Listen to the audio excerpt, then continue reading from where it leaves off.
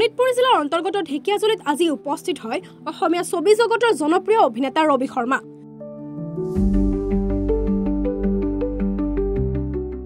উল্লেখ্য যে সদ্য মুক্তি লাভ কৰা অসমীয়া চলচ্চিত্ৰ ৰুদ্ৰৰ প্ৰচাৰ চলাবলৈ আজি দিনৰ 1 বজাত ঢেকিয়াজুলিত উপস্থিত হয় অসমীয়া ছবি জগতৰ জনপ্ৰিয় অভিনেতা ৰবি শৰ্মা।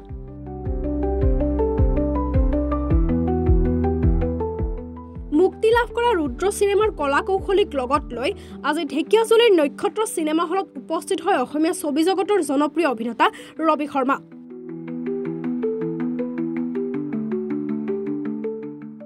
অভিনেতা ৰবি শৰ্মা ঢেকিয়াজুলিত উপস্থিত হোৱাৰ লগে লগে আজি অজস্ৰ গুণমুগ্ধৰ সমাগম ঘটে।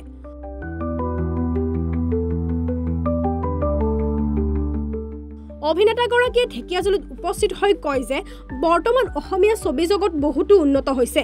বৰ্তমান নিৰ্মাণ হোৱা প্ৰতিখন অসমীয়া ছবিয়ে ৰাইজৰ মাজত সমাদৃত হৈছে।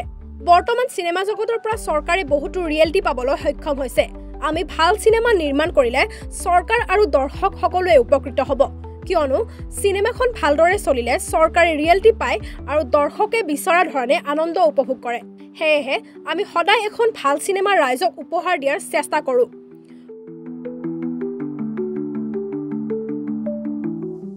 ৰবি শৰ্মাৰ লগতে আজি ঢেকিয়াজুলিত উপস্থিত হয় সহ অভিনেত্ৰী নন্দিনী কাশ্যপ। প্ৰথম কথা হৈছে যে মই পোনপ্ৰথমতে আমাৰ দৰ্শক ৰাইজক মই মোৰ নতশিৰে প্ৰণাম যাচিছোঁ আৰু ধন্যবাদ জ্ঞাপন কৰিছোঁ। তেওঁলোকে ইমান মৰম আমাক দিছে আৰু এই ধৰণে যদি তেওঁলোকে মৰম দি থাকে অতি শীঘ্ৰেই চাগে হয়তো আৰু এটা দশকৰ ভিতৰত অসমীয়া বিনোদনধৰ্মী ছবি ভাৰতবৰ্ষৰ যিকোনো এখন ছবিৰ লগত সমান্তৰালভাৱে থিয় হ'ব পাৰিব, সেইটো মোৰ বিশ্বাস। আৰু দ্বিতীয় কথা হৈছে এয়া ঈশ্বৰৰ আশীৰ্বাদ, ৰাইজৰ আশীৰ্বাদ যে আজি আমি ব্যৱসায়িক দিশত যিটো সফলতাৰ কথা কৈছোঁ, কিন্তু মই ব্যক্তিগতভাৱে মই যিটো ভাবোঁ মই ব্যৱসায়িক সফলতাতকৈও বেছি গুৰুত্ব দিওঁ যে হললৈ মানুহ যিখিনি আহিব তেওঁলোকে অতি কষ্টৰে উপাৰ্জন কৰা ধনেৰে তেওঁলোকে টিকেট ক্ৰয় কৰি বহু কষ্ট সহি এই ভিৰত গাড়ী এখন চলাই আহি পাৰ্কিং বিচাৰি দিনটো কাম কৰি আহি এই হলত বহি যদি চিনেমাখন চোৱাৰ সময়ত যদি তেওঁলোকে যদি হতাশ হয়, সেইটো আমাৰ কাৰণে আটাইতকৈ ডাঙৰ বিফলতা। গতিকে সেই ক্ষেত্ৰত আমি সফল, কাৰণ এতিয়ালৈকে আমি দৰ্শক ৰাইজৰ ব্যক্তিগত ছ'চিয়েল মিডিয়া হেণ্ডেলছবিলাকৰ পৰা যিটো ফিডবেক পাইছোঁ, তেওঁলোকে আমাক জনাইছে যে তেওঁলোকে ছবিখন খুব বেছি ভাল পাইছে আৰু গৌৰৱ অনুভৱ কৰিছে যে অসমীয়া ছবি আজি এই ধৰণে আমি উপস্থাপন কৰিব পাৰিছোঁ। এতিয়া শেহতীয়াভাৱে যিটো ভিৰ আমি চিনেমা হলত দেখিছোঁ, আপোনাৰ আৰম্ভ হৈছে শ্ৰী ৰঘুপতিৰ পৰাই আৰম্ভ হৈছে বুলি মই যদি ধৰি লওঁ, এতিয়ালৈকে সেই ধাৰা অব্যাহত আছে আৰু দৰ্শক ৰাইজৰ যি মৰম তাৰ মানে আশীৰ্বাদ স্বৰূপে আজি চিনেমা হললৈ গ'লে আমি 3-4খন একেলগে অসমীয়া চিনেমাৰ পোষ্টাৰ লাগি থাকে। সেইদিন আমি দেখিব পাম বুলি আশা কৰি আছিলোঁ সদায়, যদিও মনত এটা ভয় আছিল যে হয়তো কেতিয়াবা নহ'বও পাৰে, কিন্তু আজিৰ তাৰিখত এইটো হৈছে। এতিয়া আমাৰ ওপৰত নিৰ্ভৰশীল, আমি ছবি নিৰ্মাতাসকলে যদি ভাল উচ্চ মানদণ্ডৰ ছবি যদি আমি তৈয়াৰ কৰি দিব পাৰোঁ, তেতিয়াহ'লে মোৰ বিশ্বাস দৰ্শকৰ এই যিটো আজি আমি ঢৌ বুলি কৈছোঁ এইটো সোঁতত পৰিণত হ'ব।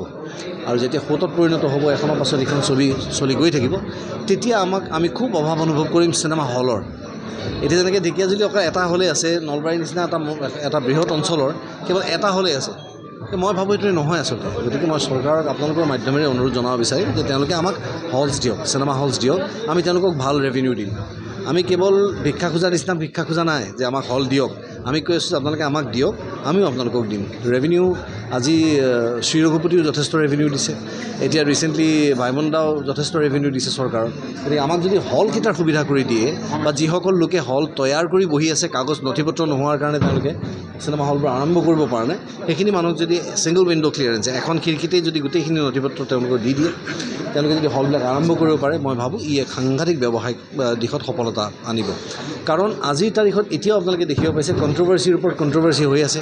ইখন ছবিয়ে সিখন ছবিৰ সময় খাইছে, ইখন ছবিয়ে সিখন ছবিক জেগা এৰি দিয়া নাই, ইখন ছবিয়ে এইখন ছবিক সময় এৰি দিছে কাৰণে ভাল হৈছে, এইবিলাক নহয়। কিন্তু তেতিয়া আমি এটা কেলকুলেশ্যন কৰি ল'ম, এটা অংক কৰি ল'ম যে এখন ছবি ব্যৱসায়িক দিশত সফল হ'বলৈ হ'লে নিম্নতম তেওঁলোকে যদি 2 সপ্তাহ বা 3 সপ্তাহ ৰান পাই যায়, আৰু যদি আমাৰ হল ধেৰ থাকে, তেতিয়াহ'লে 3 নম্বৰ সপ্তাহৰ পৰা বেলেগ এখন ছবি লাগিব পাৰিব, তেতিয়া বেছি ছবি আমি প্ৰদৰ্শন কৰিব পাৰিম। দৰ্শক ৰাইজৰ এই যে অভ্যাস হৈছে এই ছবি চোৱাৰ, এতিয়া এইটো যদি আমি অব্যাহত ৰাখিব পাৰোঁ, তেতিয়াহ'লে অতি শীঘ্ৰেই মানে সঠিক অৰ্থত আমাৰ উদ্যোগটো উদ্যোগত পৰিণত হ'ব।